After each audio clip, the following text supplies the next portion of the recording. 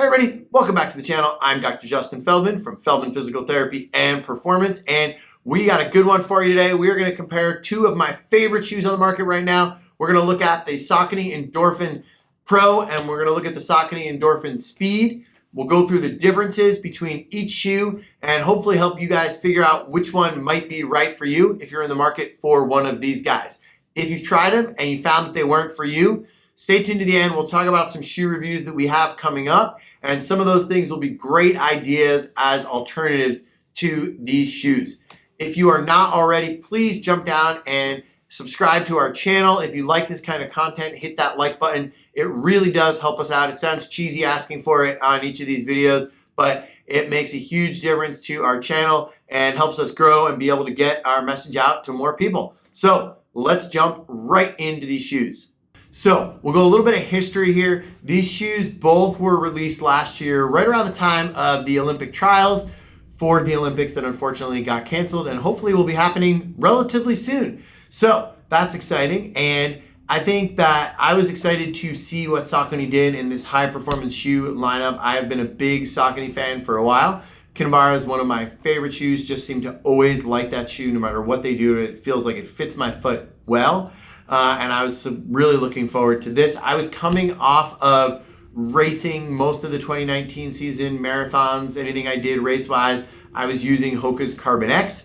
I was never really a big fan of Nike's 4% shoe. Didn't feel right on my foot, but the Carbon X just felt good as soon as I put that on. And I will say I felt the same way the minute I put on the Pro shoe here. I think that they did a great job with this lineup. And basically what you're looking at is two versions of a very similar shoe using very similar foam. We've got the PWRRUN, PWRRUN cushioning, and the foam here has the same SpeedRoll technology, but when you look at the Pro, you're gonna have a carbon fiber plate, and you can sort of see, right, if I try to bend that, what we get out of it, versus in the Speed, where you do have that bend. And so you've got the carbon plate here, and you've got the lack of carbon plate here, and so that's what you feel for that bend. You still do have a plate running through here that does give it some firmness and some stiffness. I will say both of these shoes, the minute you put them on, you sort of feel like you have to go forward,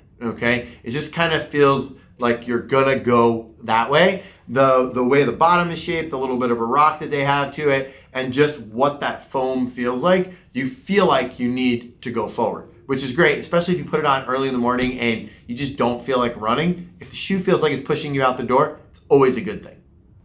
All right, so let's focus a little bit on the Speed. So this is a shoe, you're gonna weigh about 7.8 ounces, which is great. We love the way these companies are getting these shoes lighter and lighter.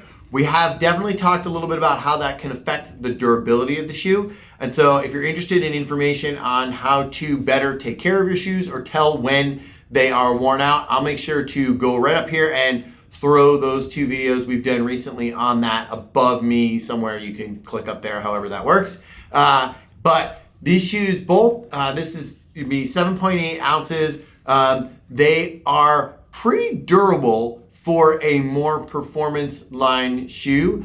I don't feel like they are wearing out too much. I'm somebody who recently would be getting around 200, 250 miles out of a pair of shoes. And I would say with the Speed, that seems to be about where these guys fall in line. They hold together really, really well. If we look at their brake pattern, right? They have a pretty good neutral brake pattern. They're gonna brake right where your foot is gonna brake. If we look at the torsional stiffness here, they are definitely a stiffer shoe. You compare this to some other things on the market that you feel like you could sort of wring out a little bit. And so there is definitely some stiffness here, even without that carbon fiber plate. These guys have a nylon plate in the middle. And so there's still something there. It's just not quite as stiff. But it is still super responsive and just feels like a great shoe at the minute I put it on my foot. I think for $160, these shoes are definitely expensive. I think that I'm not quite sure what Saucony was going for in this line, if they were looking for this to almost be a trainer for the Speed or for the Pro, sorry, or if they were looking for it to just be a less expensive version for somebody who maybe didn't want to spend $200 on a pair of shoes, then I think it fits better in the latter category. I don't know that $160 for an everyday trainer seems like, I know these prices are getting up there, but that seems like a little bit much for me. So I think this might be a great shoe for somebody who doesn't want to quite get into that carbon fiber plate, that $200 shoe range. We'll also talk about the durability of the Pro when we get to that. And so if you're looking for something that might allow you to get a little bit more miles out of the shoe, this might be the way to go. All right, let's talk about the Pro. So I feel like these shoes, similarly to the Speed, you put them on, you just feel like you want to go forward. The minute I tied the laces, it felt like I needed to start going and I needed to go fast. I remember just sort of going out for a run, not paying attention to my watch, just kind of testing them out a little bit and getting done and being shocked at how fast I actually went. They are a little bit lighter than what you're gonna get in the Speed. So these are about 7.5 ounces.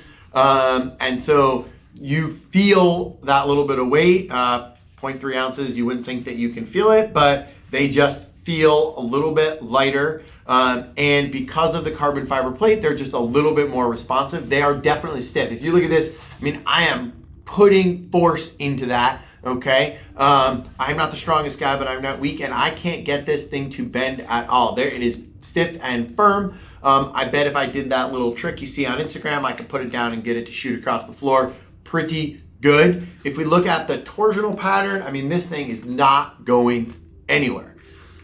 That being said, they are stiffer, they are more expensive. These are going for about $200 a pair, and you are not gonna get as many miles out of these.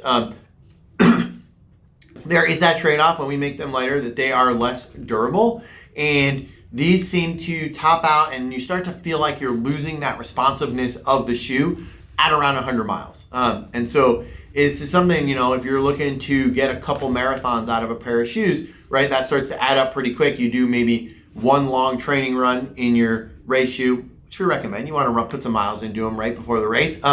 Then you get a, you know, race, maybe two into it, and you're starting to get the shoe to kind of be a little bit dead on you. And so that's something to think about when you're comparing the difference between these two shoes. But I will say that if I was allowed to race last year, if anybody hosted a race or had anything that I could compete in, then this is what I would have raced in, and everything goes forward hopefully as planned. Got a couple half Ironman races this season, and this is what I plan to be my run shoe right now. But who knows, we'll see. Hopefully the races go off. So that is the main feature difference shoe to shoe. And so the biggest thing you're getting in that price difference is that carbon fiber plate, but it is coming at the cost of durability.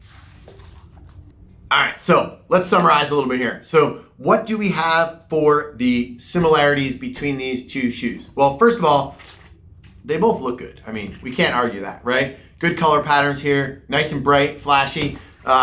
You know, if you're not gonna go fast, you gotta look fast. That's what I say. And based on my training recently, I'm gonna really have to hope for that look fast part, because the go fast isn't gonna happen anytime soon. So both of these have that PWR, which I'm assuming is, you would pronounce, PWRRUN cushioning foam in here, and they have the SpeedRoll technology, which just really, it works. It makes you feel like you need to roll forward. Both of them, the upper is soft, super breathable. I'm somebody who really don't like warm, my feet feel warm. I notice if a shoe is not breathable. Both of these are very breathable. The laces hold your foot nice and snug. I felt like I got a really, really good natural fit in here. I have a pretty neutral foot arch-wise, and I don't have a very wide foot.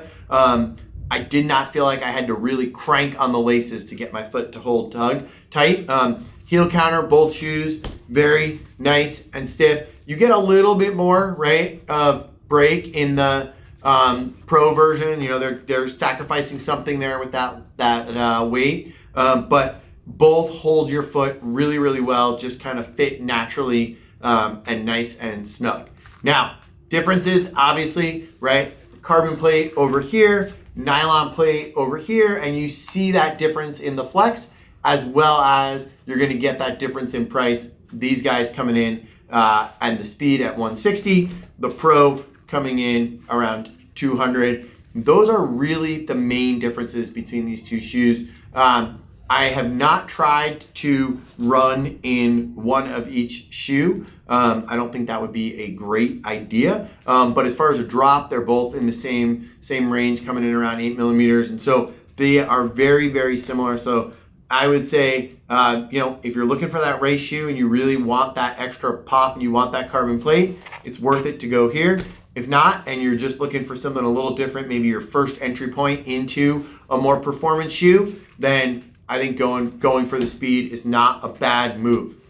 Now, what do we have coming up on the channel? Well, we are going to keep doing these shoe comparison videos because we keep getting a lot of requests for it. And so I am currently working on testing out a pair of Hoka Mach 4s, which I think are quite comparable to the Speed, and maybe it's possible the race version of the Mach 4 is the Carbon X. And so maybe we will be playing around with Hoka's new edition of the Carbon X and the Mach 4 and messing around with some of the differences between those shoes. So if you're interested in seeing some of that stuff, make sure you subscribe to the channel, hit the like button, share this around, and we will see everybody real soon.